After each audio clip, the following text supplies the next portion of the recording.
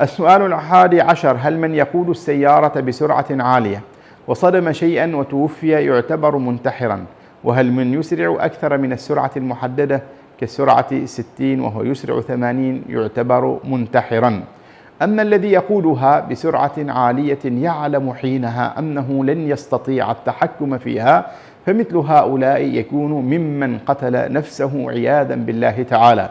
وهكذا من يسرع سرعة في مكان معين يعلم من الحال أو يشك أو يظن ظنا غالبا أنه سيصدم شيئا وأنه سيصيبه شيء، لكن لا أستطيع أن أحكم على إنسان أنه قتل نفسه لمجرد أن يزيد على السرعة المحددة، فهذا نعم هو مخالف وليس فعله صوابا، لكن لا أحكم عليه أنه آثم بذات التصرف ما لم يكن هنالك ظن بإيذائه للآخرين أو إيذائه لنفسه، فهناك يكون الإثم والتحريم ويكون الإنسان حينها ساعيا إلى قتل نفسه. نسأل الله تعالى العافية، والله أعلم.